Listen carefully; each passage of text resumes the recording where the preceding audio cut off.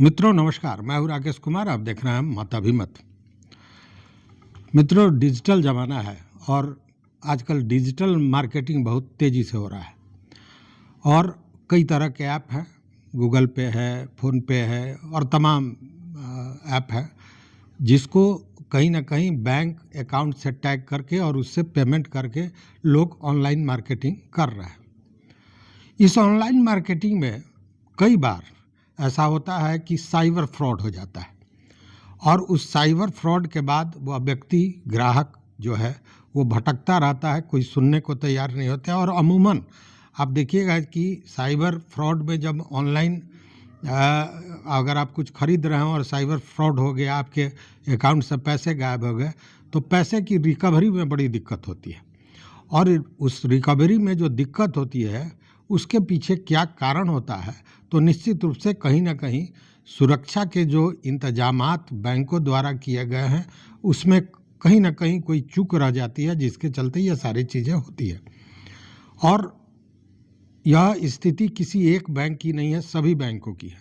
लेकिन अभी supreme court ने भारत के सबसे बड़े bank state bank of India SBI को लेकर जो फैसला दिया है वह निश्चित रूप से ग्राहकों के लिए राहत का विषय है और बैंकों के लिए एक चेतावनी भी है और सजेशन भी है कि वो अपनी सुरक्षा पद्धति को, सुरक्षा प्रक्रिया को और भी मजबूत बनावें।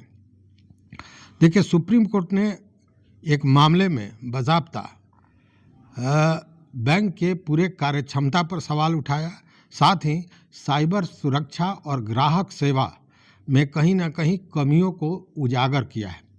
और यह मामला हुआ है SBI के साथ। मतलब SBI के जो ग्राहक सेवा है और साइबर सुरक्षा है, इसको लेकर भी सवाल सुप्रीम कोर्ट ने उठाया है।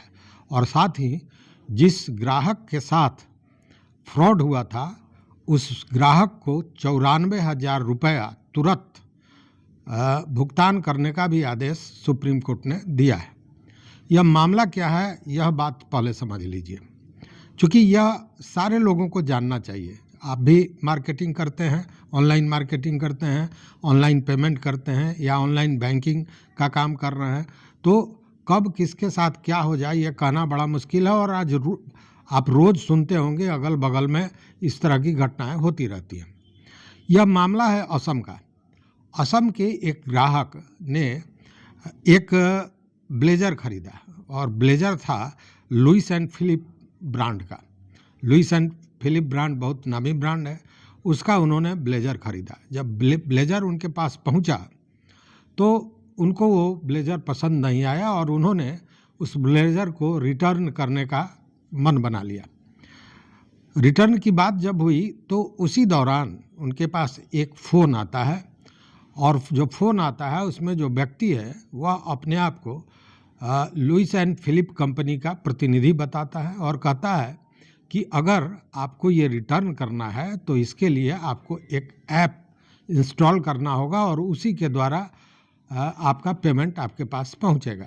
चूँकि वह व्यक्ति लुइस फिलिप ब्रांड का ब्लेज़र खरीदा था और उसी कंपनी के प्रतिनिधि का फ़ोन आता है, व्यक्ति विश्वास करता है और उसने वो ऐप वो डाउनलोड करता है और डाउनलोड करके जैसे इंस्टॉल होता है उसके मोबाइल में कि उस व्यक्ति का बैंक का अकाउंट में जो पैसा होता है वो गायब हो जाता है, उड़ जाता है, मतलब उसके साथ फ्रॉड हो जाता है।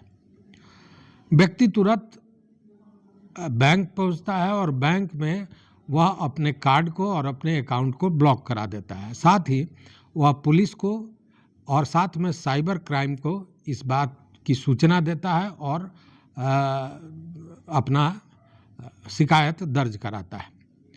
बैंक के पास भी यह शिकायत वो करता है, लेकिन बैंक द्वारा इस पर कोई खास कार्रवाई नहीं की जाती है। न बैंक द्वारा साइबर क्राइम को कहा जाता है और न ही बैंक द्वारा चार्ज बैक करने का अनुरोध किया जाता है। और SBI केवल कार्ड को और अकाउंट को ब्लॉक करके अपना पल्ला झाड़ लेता है। SBI का ये कहना होता है कि यह एक थर्ड पार्टी, मतलब गूगल पे ऐप से उसने पेमेंट किया था, वह थर्ड पार्टी है, इसलिए उसमें अपनी जिम्मेवारी वह एक तरह से कहे कि किनारे कर देता है। लेकिन वो जो ग्राहक है वह बड़ा जिद्दी प्रवृत्ति का, और ग्राहक पहुंच जाता है आरबीआई के ओम्बड्समैन में पहुंचता है, साथ ही गुवाहाटी हाई कोर्ट में भी पहुंच जाता है।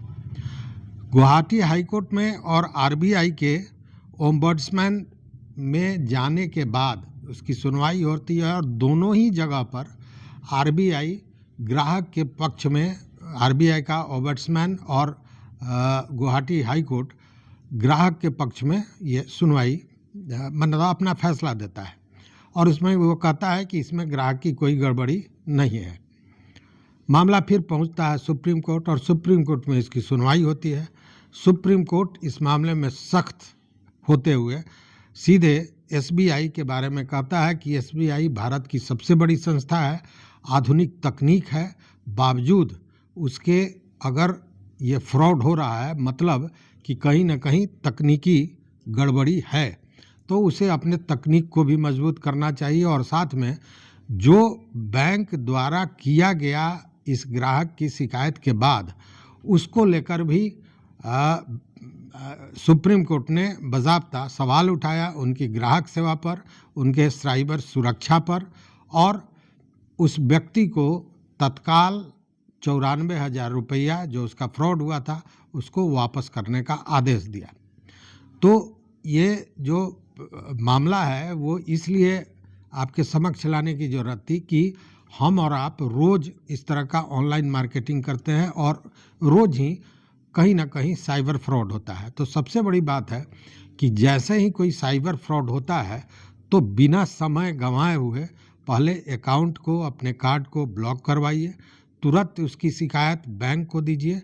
चूँकि कई ऐसी घटनाएं हुई हैं, मैं भी जानता हूँ, जिसमें पंजाब नेशनल बैंक की ये घटना है, इलाहाबाद बैंक की घटना है, जहाँ इस तरह का फ्रॉड हुआ, लेकिन तत्काल जिसके साथ फ्रॉड हुआ वो बैंक जाता है, और बैंक ने बड़ी सक्रियता दिखाई, और जहाँ पैसा जिस अकाउंट में डाला गया है वहाँ से दूसरे जगह वो पैसा भेजा जाए, उसके पहले ही उस पैसे को रोक दिया गया। तो पैसे की रिकवरी भी हुई, और इस तरह का कई घटना हो चुका है। इसलिए जैसे ही कोई घटना होता है तो सबसे पहली बात है कि आप बैंक को सूचित करके अकाउंट को लॉक कीजिए, और साथ में बैंक अगर सक्रियता दिखाएगा तो उस स्थिति में आपके पैसे के वापस होने की संभावनाएं बढ़ जाती है। अन्यथा फिर आरबीआई के ओम्बड्समैन और उसके बाद फिर हाई कोर्ट और सुप्रीम कोर्ट दौड़ने का लगा रहेगा, और वह भी अगर कोई छोटी अमाउंट हो तो कोई उसके लिए इतना भाग दौड़ करने का जद्दोजहद करता भी नहीं है। तो इसीलिए मुझे लगा कि यह हमारे आपके जानकारी के लिए एक आवश्यक जानकारी है। तो सतर्क रहिए, सुरक्षित रहिए, यही कहूँगा। तो इस वीडियो में बस इतना ही। देखते रहिए मत अभिमत। मित्रों, चैनल पर नए हो तो सब्सक्राइब कीजिए, लाइक कीजिए, दोस्तों के साथ शेयर कीजिए, और अपना विचार जरूर दीजिए। बहुत बहुत धन्यवाद, कोटिशः आभार।